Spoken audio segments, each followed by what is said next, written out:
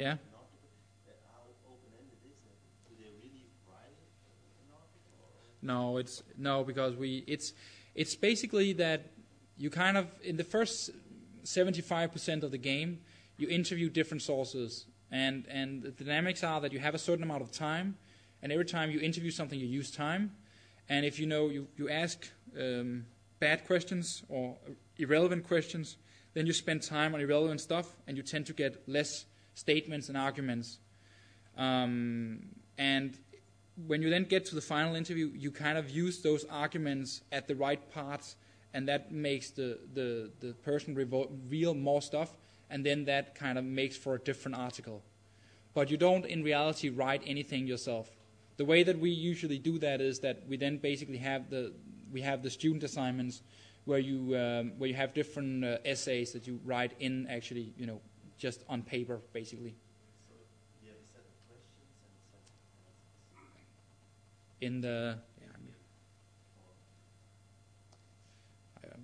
maybe I should just have shown it.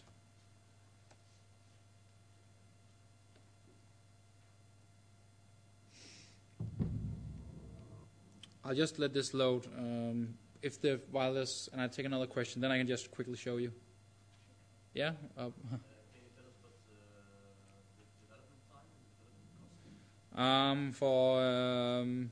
For Palestine, it is a bit difficult with Palestine because we're kind of fooling around a lot of the money because we didn't know what we were doing. So, but I guess if you count everything like research, spare time, everything, then it's probably something like 5 million Danish crowns, which is something like 600,000 euros or something like that.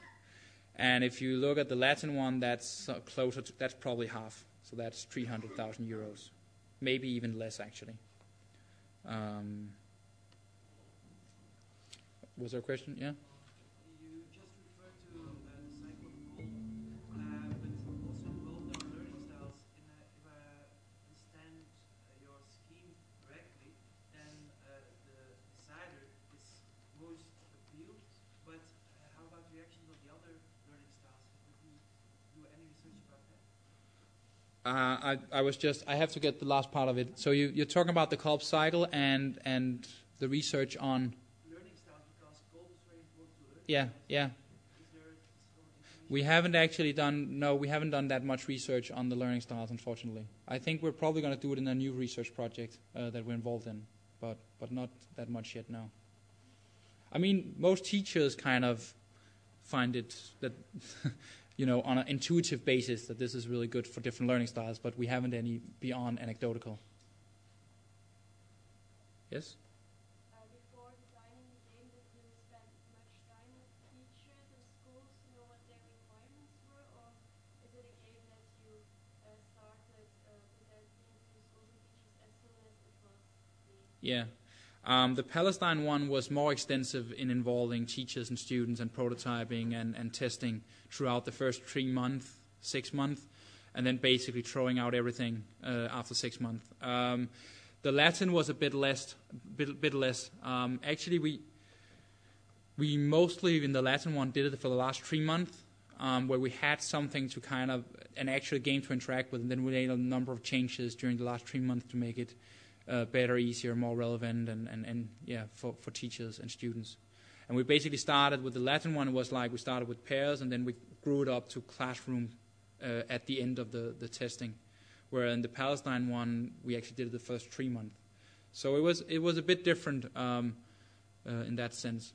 And we also did a creative camp where we tried to have a number of teachers basically, brainstorming on what was important for them, how should a game look, what did they like, what didn't they like, and yeah. So. And for the content, to know what the right content was, did you work with historians? In Palestine, we worked with, I think, 10 or 12 content experts. We actually, for Latin, worked with far less, I think one or two, because it turned to be too cumbersome to work with all the different experts. And the Palestinian-Israel is a bit more controversial. It has more a wider disagreement on what is the main city called, basically. So whereas Latin there's less. It's more black and white, you can say. So we definitely involve content experts, yeah. But I mean, in reality, it's also, you need to become an expert yourself, because you have to kind of form the game contents so it works in a game setting, and it's very difficult for content experts to kind of know how to do that, you can say. So they're more like, mentors, checkers, inspirers, pointers, rather than actual developers of content. I'll just very quickly show you the dynamics. So basically you walk around. Oops, wrong guy. Oh!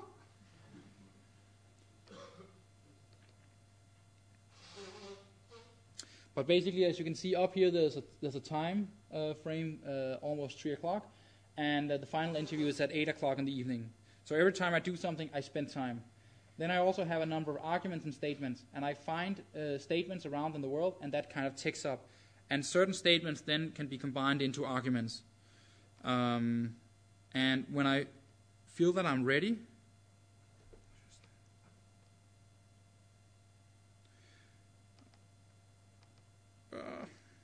I know that I have to go in here. Then when you're ready to actually take the interview, you press the boss button up there. I'll just show you very quickly. I know that I'm running out of time.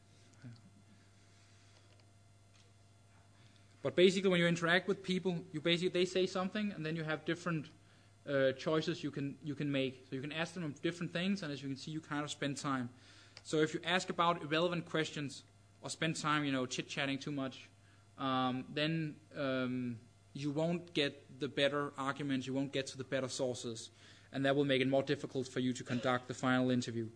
So, and I'll just try to show you also that there's a kind of you can say, a detective level layered in, that sometimes, they won't tell you more because you need to talk to another source before being able to reveal this information.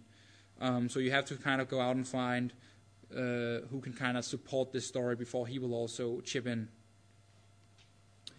And then you have a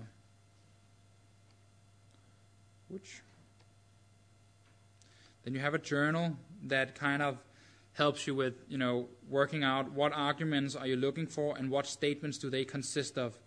And you have a log that kind of tells you who have you talked to and what did they say, etc. And you have different options for configuring the game.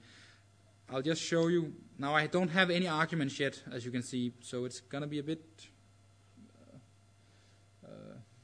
strange to show you this, but maybe I should have taken a save game. So when you arrive in the final boss interview, it's actually very much the same. There's just a small difference that you have a stressometer.